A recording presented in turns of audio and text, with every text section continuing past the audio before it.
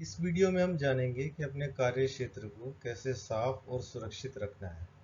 हमें कैसे मटेरियल की वेस्टेज को कम से कम रखना है, किस तरह से हमें अपने टूल्स को अरेंज करना है, किस तरह से हम अपने मटेरियल को हैंडल करते हैं, या हमारे मटेरियल को स्टोर करने के लिए उपयुक्त जो इक्विपमेंट हैं वो कौन कौन से हैं, और किस तरह से हम सफाई का एक शेड्यूल मेंटेन कर सकते हैं और अलग अलग लोगों को रिस्पॉन्सिबिलिटीज अलॉट कर सकते हैं। तो इस वीडियो में हम ये सब जानेंगे। हमें स्टूडियो के फर्श को कभी भी गीला नहीं छोड़ना चाहिए। गीले फर्श पर फिसलने से एक्सीडेंट हो सकते हैं। जहाँ पर भी लोगों का आवागमन ज़्यादा हो वहाँ पर हमें एल्कलाइन क्लीनर्स यूज़ करने चाहिए। हमें एसिडिक क्लीनर्स यूज़ नहीं करने चाहिए क्योंकि वह फर्श को ख़राब कर सकता है। लेकिन अगर आपके वर्क एरिया में जंग के निशान हैं तो केवल उन्हीं स्थानों पर आप एसिडिक क्लीनर का इस्तेमाल कर सकते हो। कुछ क्लीनर्स में हार्मफुल केमिकल भी होते हैं, तो आपको अपनी वर्क एरिया की कंडीशन चेक करनी चाहिए कि आप उस तरह की केमिकल वहाँ इस्तेमाल कर सकते हैं या नहीं। जैसे कि जहाँ पर भी कपड़ों का काम होता है वहाँ पर एसिडिक क्लीनर्स का इस्तेमाल नहीं करना चाहिए क्योंकि वह कपड़ों को ख़राब कर सकता है।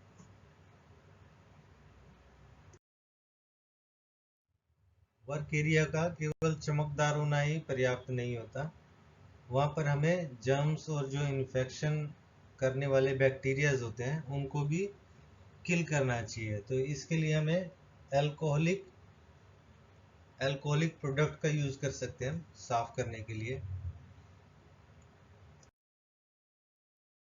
फर्श की तरह हवा भी साफ होनी चाहिए। हवा में अक्सर धूल के पार्टिकल तैरते रहते हैं जो हमें सांसों की समस्या कर सकते हैं। तो इनके लिए एक अच्छा विकल्प होता है वेंटिलेशन अच्छा होना, या फिर हम वहाँ पर फिल्टर्स का भी इस्तेमाल कर सकते हैं। फिल्टर जालियों पर लगा सकते हैं, या हम डीह्यूमिडिफायर्स का भी यूज़ कर सकते हैं जो कि हवा में मॉइस्चर को कम कर देता है। ये जियोग्राफिकल लोकेशन जो जहाँ भी आपका वर्क प्लेस है उस पर डिपेंड करता है। अगर वहाँ पे ऑलरेडी आपकी ह्यूमिडिटी कम है तो ऐसे केसेस में आपको डीह्यूमिडिफायर नहीं यूज़ करना चाहिए। एक ह्यूमिड एयर का फ़ायदा ये होता है, अगर हवा में उमस है तो उसकी वजह से जो भी एयर के पार्टिकल होते हैं वो भारी होकर जो भी डस्ट के पार्टिकल होते हैं वो भारी होकर नीचे आ जाते हैं, जो हमें सांस में समस्या नहीं करने देते।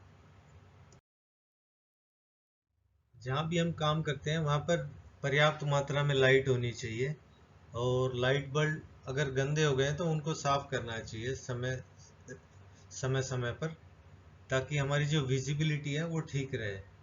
और कुछ एरियाज होते हैं जैसे कि सीढ़ियाँ जहाँ पर हमेशा लाइटिंग प्रॉपर होनी चाहिए ताकि एक्सीडेंट ना हो वहाँ पर। हमें अपने वर्क एरिया में ज़्यादा से ज़्यादा इको फ्रेंडली प्रोडक्ट का इस्तेमाल करना चाहिए ताकि वो बाहर पॉल्यूशन ना फैलाए। कुछ केमिकल्स होते हैं जो कि एनवायरनमेंट के लिए बहुत खतरनाक होते हैं, और जो बैलेंस होता है इकोलॉजिकल बैलेंस उसको भी वो ख़राब करते हैं। तो हमें ऐसे प्रोडक्ट्स को अवॉइड करना चाहिए। काम करने की जगह पर अलग अलग नाम से अंकित डस्टबिन का इस्तेमाल करना चाहिए। जैसे कि प्लास्टिक के लिए एक अलग डस्टबिन होना चाहिए, पेपर के लिए अलग डस्टबिन होना चाहिए। इन सब से फ़ायदा ये होता है कि जब जो भी प्रोडक्ट रिसाइकल किए जा सकते हैं वो अपने उपयुक्त स्थान पर आराम से पहुंच जाए और आपस में मिक्स ना हो।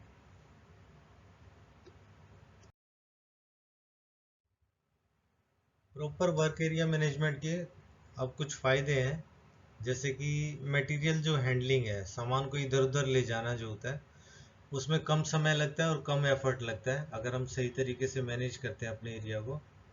और जो स्लिप होने के चांसेस होते हैं वो कम हो जाते हैं क्योंकि हम अपने फ्लोर को ड्राई रखेंगे, फर्श को। और फायर एक्सीडेंट जो होने के चांसेस होते हैं गलत केमिकल्स का इस्तेमाल करने से वो भी कम हो जाता है।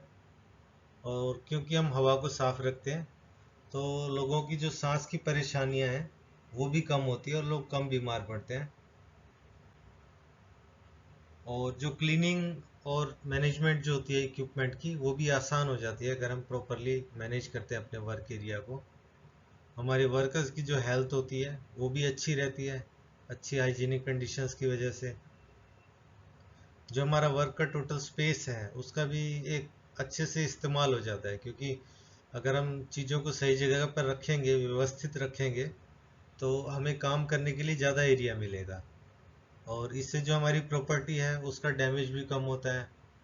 और काम करने वाले जो वर्कर हैं उनका मोरल भी हाई रहता है और मूड भी अच्छा रहता है काम करने के लिए, जिससे कि वर्कर्स की प्रोडक्टिविटी भी बढ़ती है।